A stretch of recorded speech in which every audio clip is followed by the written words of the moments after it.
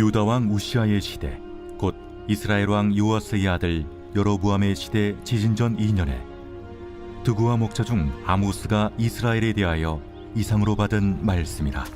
그가 이르되 여호와께서 시온에서부터 부르짖으시며 예루살렘에서부터 소리를 내시리니 목자의 초장이 마르고 갈멜산 꼭대기가 마르리로다.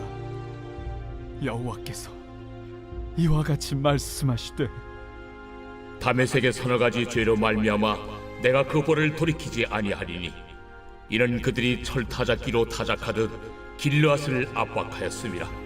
내가 하사엘의 집에 불을 보내리니 베나닷의 궁궐들을 사르리라. 내가 다메섹의 빗장을 꺾으며 아웬 골짜기에서 그 주민들을 끊으며 베데덴에서 규잡은 자를 끊으리니 아람 백성이 사로잡혀 기르에 이르리라. 여호와께서 이와 같이 말씀하시되 가사의 서너 가지 죄로 말미암아 내가 그 벌을 돌이키지 아니하리니 이는 그들이 모든 사로잡은 자를 끌어 에돔에 넘겼음이라. 내가 가사성에 불을 보내리니 그 궁궐들을 사르리라. 내가 또 아스돗에서 그 주민들과 아스글론에서 귀를 잡은 자를 끊고 또 손을 돌이켜 에그론을 치리니 블레셋에 남아있는 자가 멸망하리라. 주 여호와께서 말씀하셨느니라. 여호와께서 이와 같이 말씀하시되 두로의 서너 가지 죄로 말미암아 내가 그 벌을 돌이키지 아니하리니 이는 그들이 그 형제의 계약을 기억하지 아니하고 모든 사로잡은 자를 에돔에 넘겼습니다. 내가 두로성에 불을 보내리니 그 궁궐들을 사르리라. 여호와께서 이와 같이 말씀하시되 에돔의 서너 가지 죄로 말미암아 내가 그 벌을 돌이키지 아니하리니 이는 그가 칼로 그의 형제를 쫓아가며 궁유를 버리며 항상 맹렬히 화를 내며 분을 끝없이 품었음이라. 내가 대만에 불을 보내리니 보스라의 궁궐들을 사르리라. 여호와께서 이와 같이 말씀하시되 암몬 자손의 서너 가지 죄로 말미암아 내가 그 벌을 돌이키지 아니하리니 이는 그들이 자기 지경을 넓히고자 하여 길앗의 아이벤 여인의 배를 갈랐음이니라. 내가 라빠성의 불을 놓아 그 궁궐들을 사르되 전쟁의 날의 외침과 효리바람의 날의 폭풍으로 할 것이며 그들의 왕은 그 지도자들과 함께 사로잡혀 가리라. 여호와께서 말씀하셨느니라. 새벽 영성 기도 시간입니다. 오늘을 포함해서 9일 동안 아모스 선지자가 선포한 말씀에 대해 살펴보도록 하겠습니다. 오늘은 첫 시간으로 아모스라는 선지자에 대해서 살펴보도록 하겠습니다. 먼저 아모스가 살았던 시대는 남유다에는 우시야 왕이, 그리고 북이스라엘에는 여로보암 2세가 통치하던 시기였습니다. 이 시기는 우리가 앞서서 살펴봤던 호세아의 시대와 동일한 시기입니다. 여로보암 2세, 그는 선한 왕으로 간주되지는 않았지만 이스라엘의 다른 어떤 왕들보다도 오랫동안 나라를 통치하면서 선대왕들이 빼앗겼던 영토를 회복했던, 이스라엘을 부귀와 평안을 누리게 했던 왕이었습니다. 아모스는 이러한 시기에 하나님의 말씀을 선포했습니다. 아모스는 드고아 지방 출신의 목자였습니다.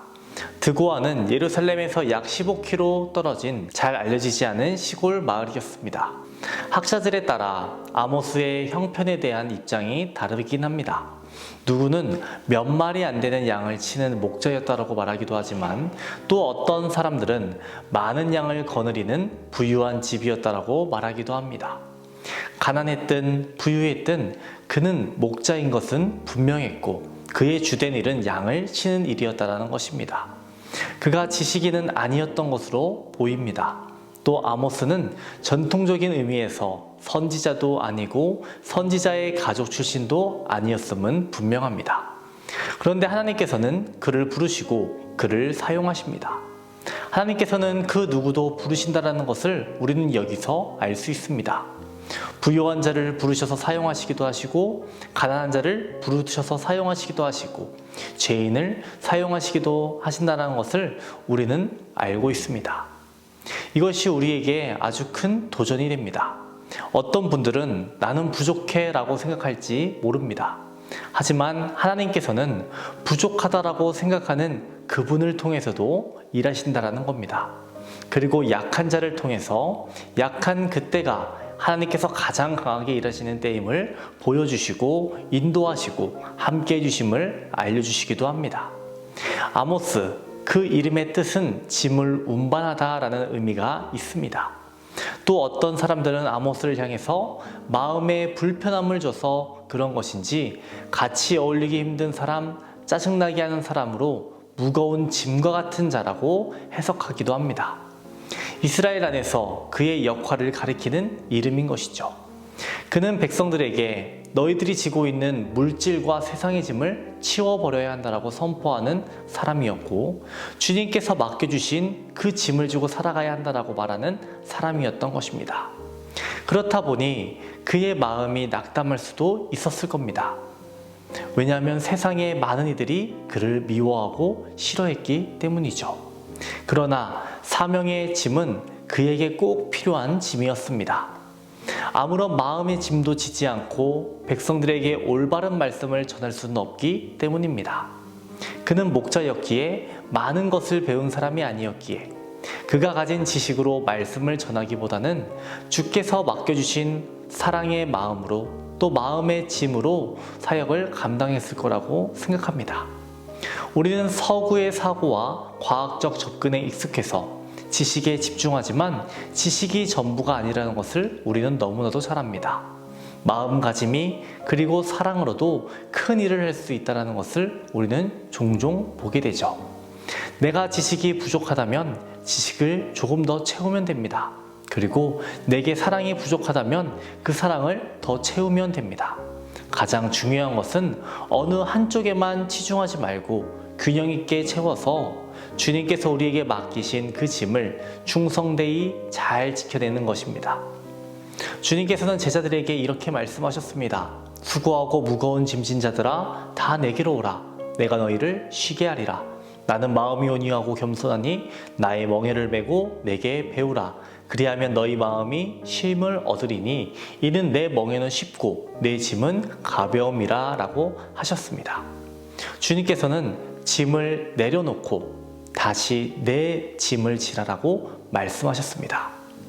여러분, 우리들이 지고 있는 짐들은 무엇이 있습니까? 철로 역장이라는 책을 보면요, 주인공 크리스찬은 율법의 짐을 지고 살았습니다. 사랑 없는, 관계 없는 무거운 율법의 짐이었죠. 또 세상은 우리에게 어떤 짐을 지웁니까? 물질의 노예로 살아가게 만드는 물질의 짐도 지게 합니다. 또 어떤 짐들이 있을까요? 내가 지고 있는 세상의 짐이 무엇인지를 생각해 보시고 그것을 내려놓으시기 바랍니다. 그리고 여러분이 지고 가야 할 짐은 무엇이며 멍에는 무엇인지 생각해 보시기 바랍니다. 그리스도인은 모두 사명의 멍에를 져야 합니다. 사랑의 짐을 져야 합니다. 주님을 끝까지 따르는 우리 모두가 되시기를 주님의 이름으로 축원합니다. 오늘은 월요일입니다. 월요일 공동기도 제목은 나라와 민족을 위한 기도입니다. 먼저는 이 땅의 영적인 회복과 자유민주주의를 위해서 기도해 주시고 분열과 갈등이 사라지게 하시고 경제를 회복시켜 달라고 기도해 주시기 바랍니다. 기도하겠습니다. 하나님 아버지, 오늘은 아모스 1장 말씀을 살펴보았습니다. 세상의 짐을 내려놓고 주님을 바라보며 사명의 멍에를 지고 살아가는 우리들 되게 하여 주옵소서. 하나님, 우리는 너무나 연약하고 부족한 존재임을 고백합니다. 하지만 우리를 주님의 사랑으로 채워주시고 힘과 능력을 주셔서 날마다 주님을 바라보고 주님을 따라가게 하여 주옵소서. 오늘은 나라와 민족을 위해 기도합니다. 이 나라 이 민족에게 영적인 회복을 허락하여 주옵소서. 자유민주주의가 무너지지 않게 하여 주시옵소서. 또한 경제가 회복되게 하여 주시옵소서. 주님께서 세워주신 교회를 통하여 복음이 선포되게 하시고 많은 영혼을 구원의 길로 인도하는 귀한 사명 주셔서 감사합니다. 하나님, 그 사명 잘 감당하는 교회가 되게 하여 주시옵소서. 우리 교회를 통해 다음 세대가 더욱 세워지게 하여 주시옵시고 많은 아이들이 찾아오는 교회가 되게 하여 주옵소서. 담임 목사님의 사역 가운데에 항상 함께 하여 주시고 성령의 역사를 더하여 주시옵시고 말씀이 선포될 때마다 회복과 치유를 허락하여 주시옵소서. 퇴임문을 위해 기도하는 성도 있습니다.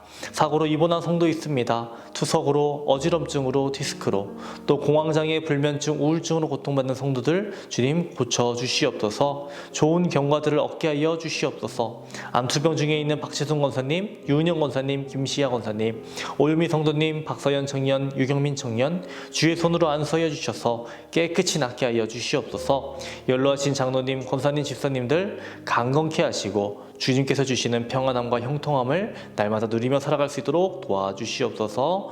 우리와 늘 함께 하시는 예수님의 이름으로 기도합니다. 아멘.